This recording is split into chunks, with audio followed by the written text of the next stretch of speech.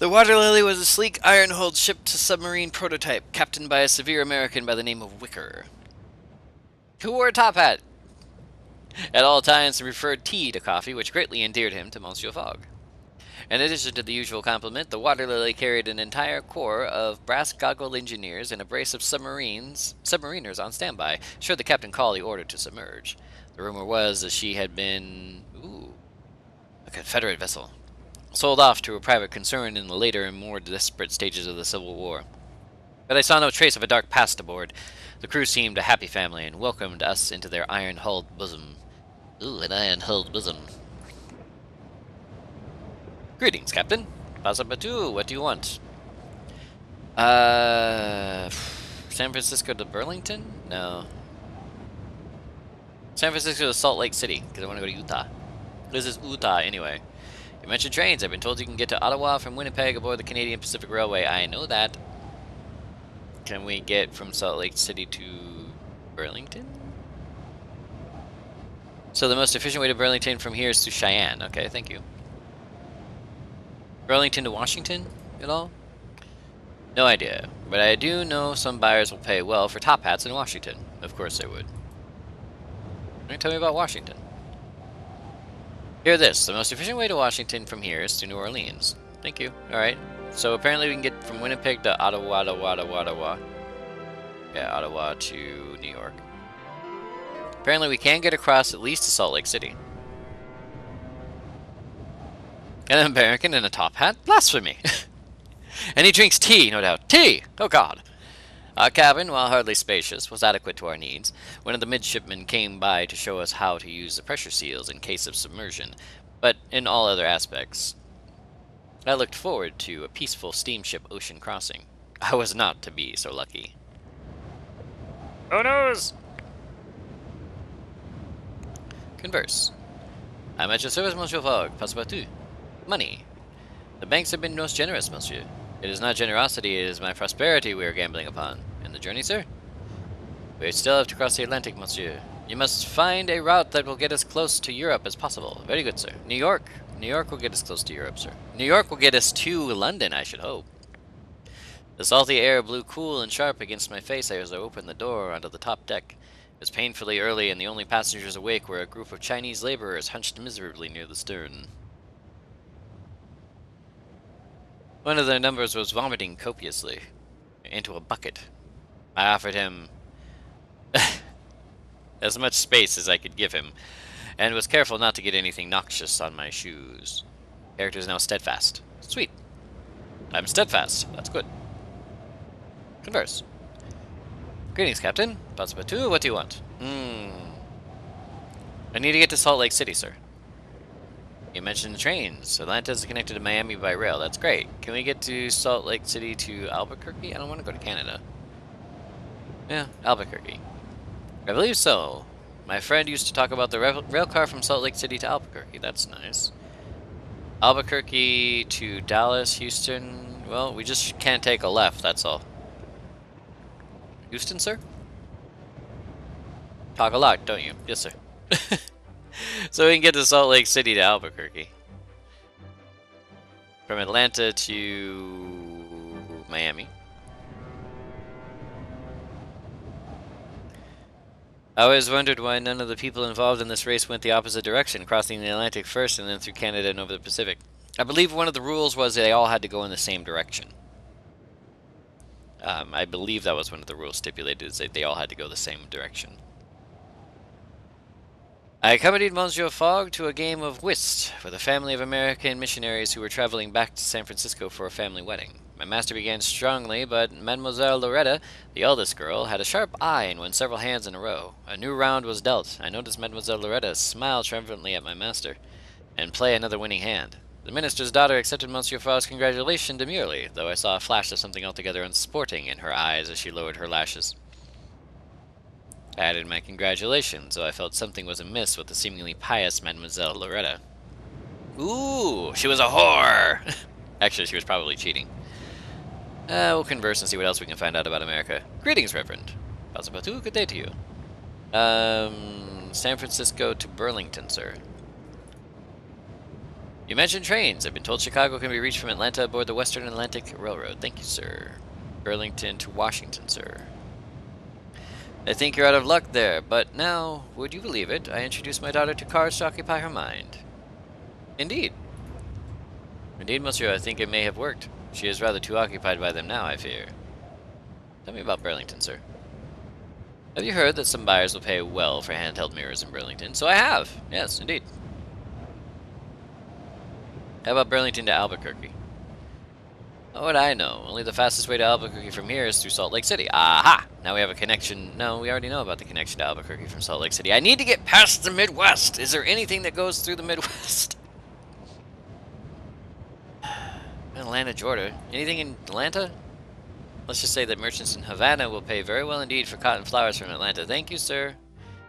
Okay, so we got Chicago to Atlanta. We can get to Cheyenne, Omaha, and Burlington, and that's it. I spent today in the company of the Water Lily submariners. They were all hardy men and women who preferred the dim, enclosed spaces of the hold to the top deck. Too much sky, one of them said, squinting suspiciously. Her crewmate nodded. At all that fresh air, they shuddered collectively and suggested a bracing race to the boiler room. I offered an alternative. Having no great desire to sprint through the ill-lit, echoing ship's corridors, the commander, a short Japanese-American woman, gave me a look of scorn. What do you suggest? I demanded a drinking contest. A grin of vicious, unqualified glee spread across the Commander Davis's face. I began to think my suggestion a poor one. Three flasks of sake later, I was convinced of my grave error. Commander Davis was apparently legendary for her ability to hold her drink, whereas I ended the evening in an unexpected embrace with a starboard bulkhead.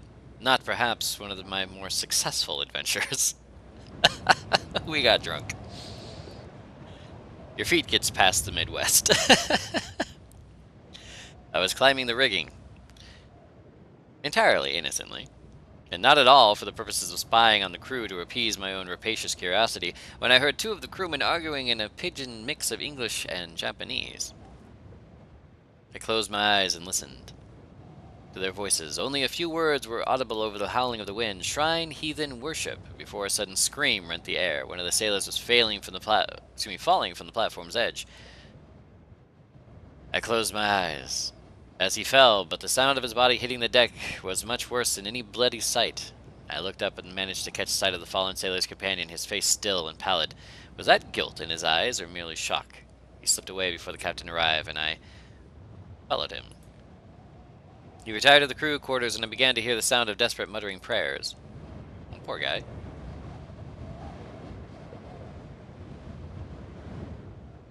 The Water Lily's crew held a funeral for the dead sailor. I was not specifically invited, but felt a sense of responsibility, having witnessed the man's fatal plunge. Captain Wicker led the Christian service with customary grimness. I was surprised by the absence of the sailor's companion, who had been arguing with him just before his fall. Yet he was not the only one missing from the funeral. Oddly, only half the crew had come to pay their respects. I went in search of the rest. I went in search of the rest, only to find them making an offering in front of a makeshift Shinto shrine in the crew quarters. The fellow from the night before was amongst them. The captain doesn't want us at his Christian ceremonies. He thinks nothing of our faith, one of the sailors told me bitterly. We make our offerings here instead. Your character is now presentable. Hooray! What's the wait? Adventurer Fog seen camping on steps of bank. Oops. Well, I was poor that night. Give me a break. Storm. Too exhausted to write a proper entry. Suffice to say, we are still afloat. As we settled down for the night, Monsieur Fogg remarked, "We have gained ourselves a day, Passepartout. We have crossed the date line." My master was, of course, correct. We had reached the point directly opposite Greenwich, where the hours we had lost in traveling around the Earth were added back a whole extra day. Hooray! We got a day out of it. News. Phileas Fogg attempts round-the-world adventure. That's not news. That was 53 days ago. Yesterday's storm hit us with little warning. One moment I was preparing Monsieur's shaving water.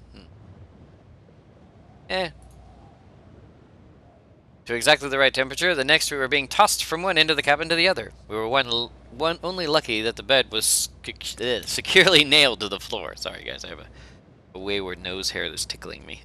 There we go. The ship shuddered and moaned as the seas flickered with lightning.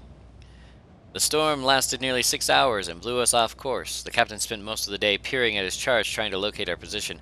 There is no land anywhere upon the horizon. Relations with fog have strengthened slightly. Ah, crap! Well, that's fun. Greetings, mademoiselle. Passepartout, hello! Honolulu. What do you know about Honolulu? I heard that Honolulu is impossibly beautiful. A paradise. Great! Can we get to Honolulu to San Pedro? Probably, but some buyers will pay well for handheld mirrors from San Pedro. Now anyway, are all Frenchmen like you? No. I am mademoiselle a singular article. I shall breathe a sigh of relief. Honolulu. Tell me about Honolulu. I tend not to discuss such things. Is Hawaii? What about the Port Moresby? I don't think so, friend. How about Acapulco?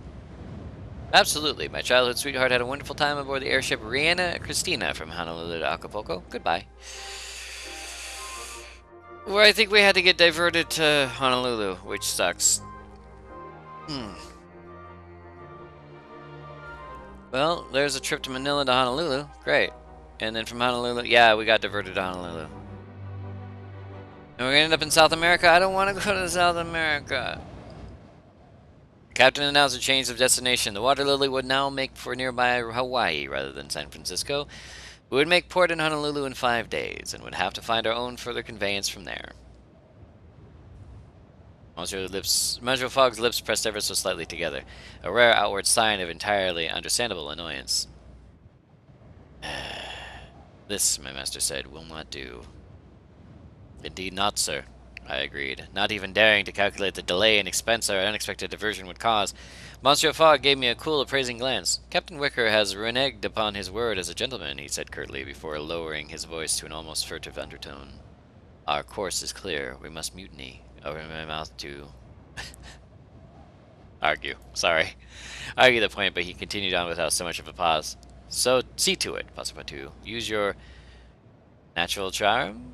I interjected brightly. Quiet, he said, with an agreeableness of a gentleman who has just given his valet a near Herculean task. We will mutiny in 5 days when we reach Honolulu. Make your preparations as you see fit. Relations with Fogg are strengthened. Alright. Monsieur Fogg, I guess we're mutinying. Okay. My task was clear. I was to foment mutiny among the Water Lily. I decided to begin by exploiting the crew's animosity towards one another, divide and conquer, and so dear Maman always counseled. I considered inflaming their religious passions. That's actually a good way to start, though such passions were, by their nature, unpredictable. So I decided to...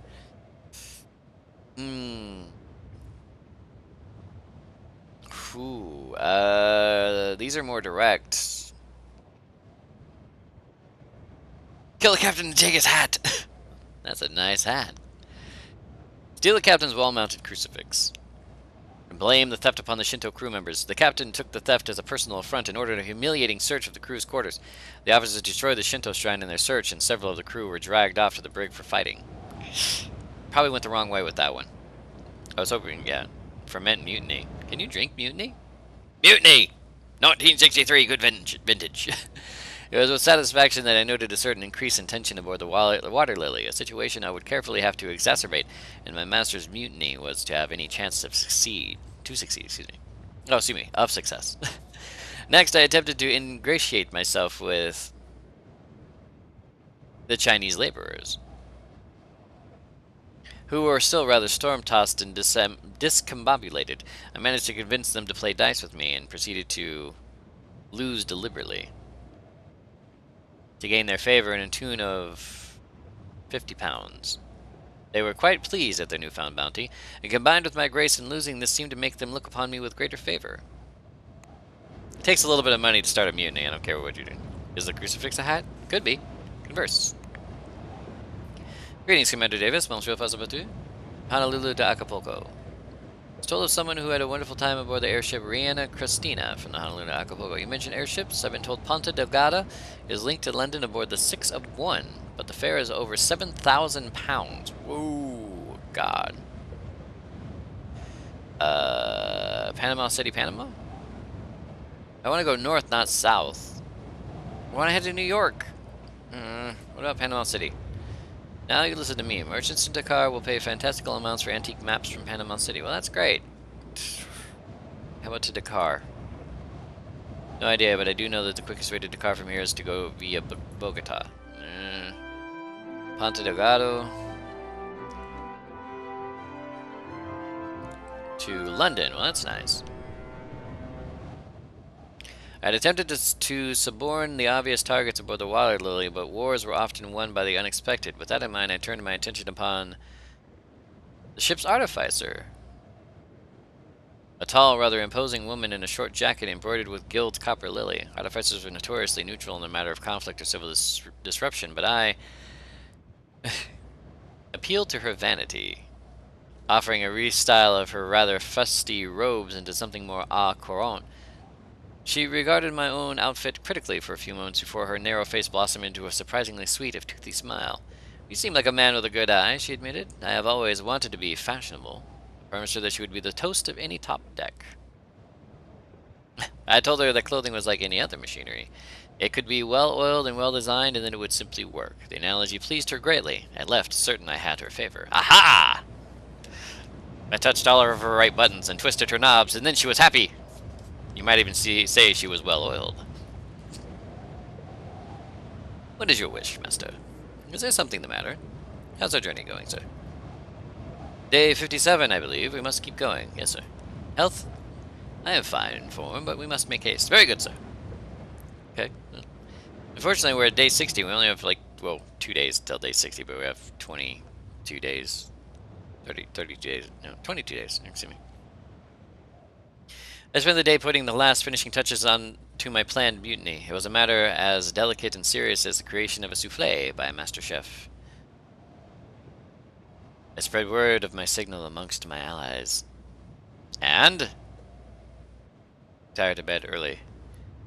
One could not mutiny on a bad night's sleep, after all. Your relations with Fogg have strengthened.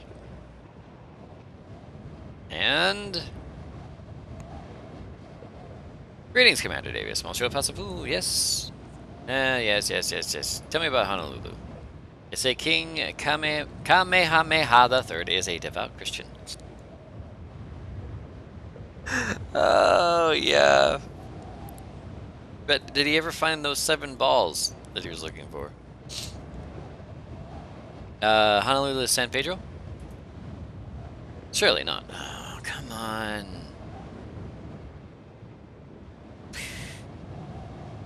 How about to Pitcairn? Did you know there's neither hotel nor bank market in Pitcairn? Yes, I know that, but that's not the point. Alright. We reached Honolulu in the dark. The captain took a small skiff into the harbor with a few of his officers wishing to inquire about repairs before putting the Water Lily into dry dock. Monsieur Fogg watched the boat for a long moment.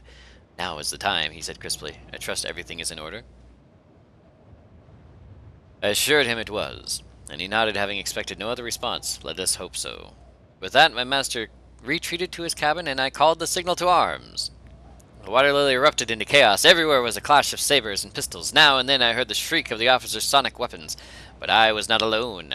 The half of the crew that followed the Christian faith fell in behind me with a rallying cry. They fought their Shinto crewmates with vicious determination, clearing the top deck within the hour. The Chinese laborers rewarded my friendship with steadfast loyalty, throwing themselves into mutiny with all the desperation of men and women who utterly loathed sea travel and longed to revenge themselves upon their instrument of torment in any fashion. They lit fires and tore up their already ragged sails, causing some welcome chaos.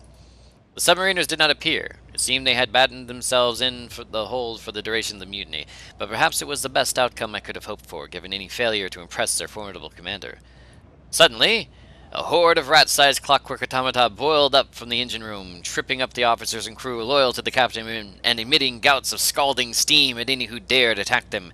The Water Lily's artificer then was on our side. By noon, it was clear that all our efforts were for naught, however. The mutiny did not have the support and numbers required to defeat those who had maintained their loyalty. Captain Wicker and the other officers returned just in time to smother the last flames of rebellion. My master and I were tussed up and set off at the port of Honolulu. It was only due to Captain Wicker's good grace that we retained our luggage. Our mutinous comrades were not treated with such leniency, and were thrown unceremoniously below. That was, Monsieur Fogg said with icy precision, as we stood up on the stood up on the strand of the volcanic island on which we found ourselves.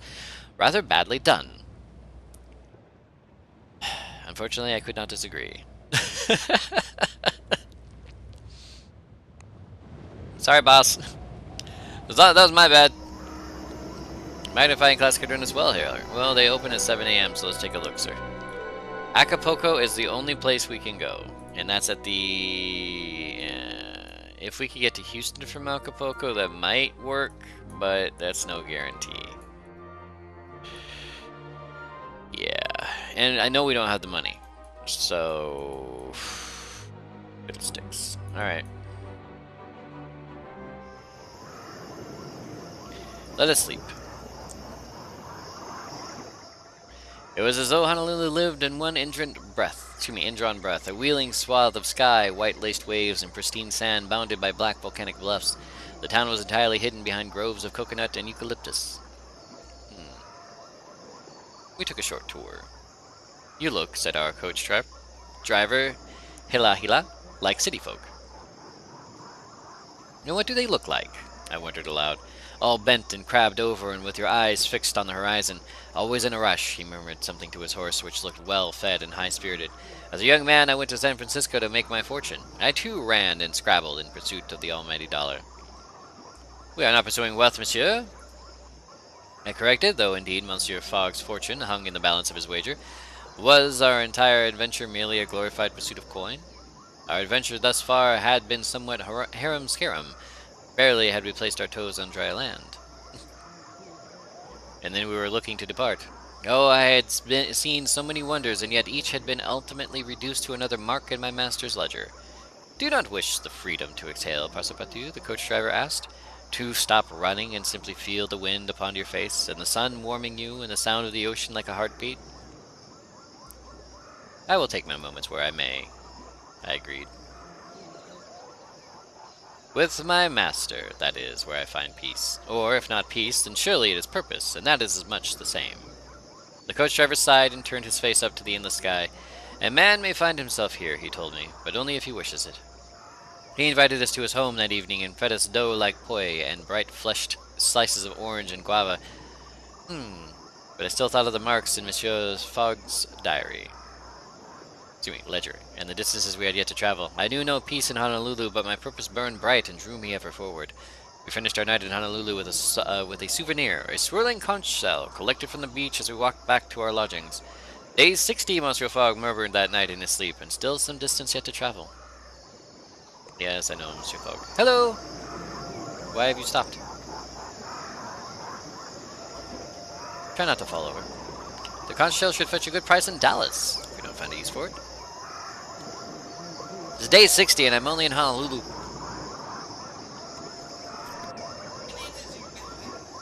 I need to pause my game. What's up?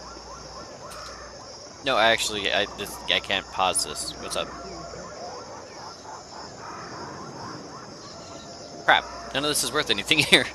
A buffalo hide. Acapulco, Panama City, and Omaha. Ooh, okay. I'll buy an extra suitcase. Smith & Wesson, which is good in Acapulco. Okay. Harmonica, which is good in Burlington, Omaha, and New Orleans. And a wax cylinder, which is good in Gastown, Port-au-Prince, and Houston. Alright, so we just spent a crap ton of money, but it's for a good cause. Hopefully we have enough money to get out of here. I thought magnifying glasses were worth money here, but apparently they're not. Worth $2,100 in Dallas. Yeah. Okay. Plan our next trip. We need to go... Sorry, the game doesn't pause unless I pause. We can explore... Okay, so it's 490 to get to Acapulco. So... Around the world in 80 days. Or just 80 days. Let's explore for 4 hours since we have time. Okay, so we can get to San Francisco, can't we?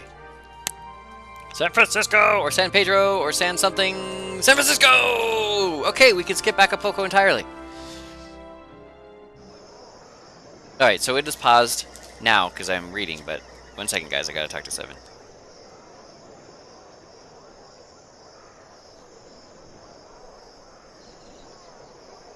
One second, guys, I have to do a booby thing with my face.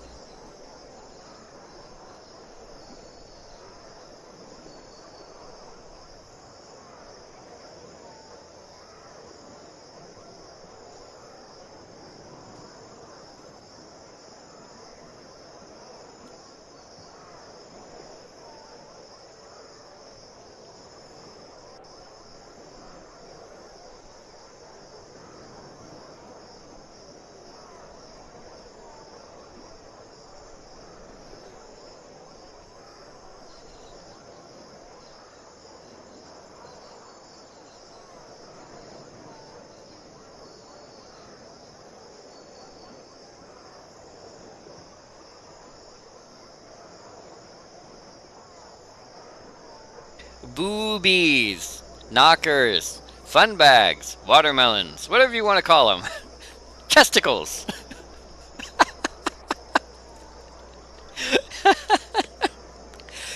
You know, guys have too many names for breasts.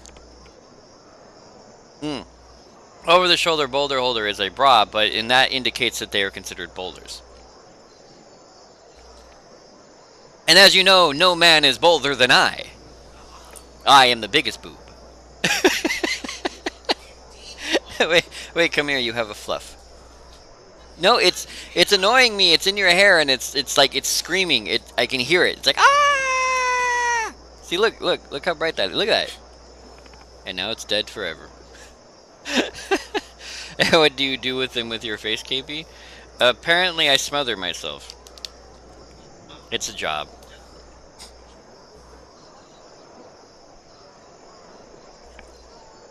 And you had to do a booby thing with your face. Yes, I did.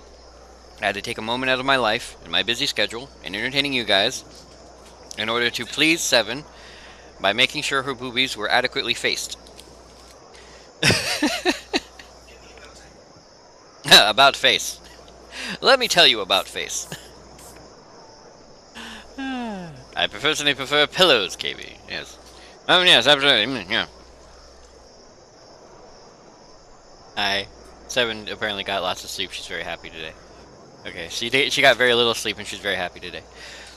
Such a gentleman, really. I know, right? Yeah, I'm a gentleman. Well, I am a gentleman's gentleman. At least today I am. No. I'm Passepartout. I am the gentleman's gentleman of one Sir Phidias Fogg.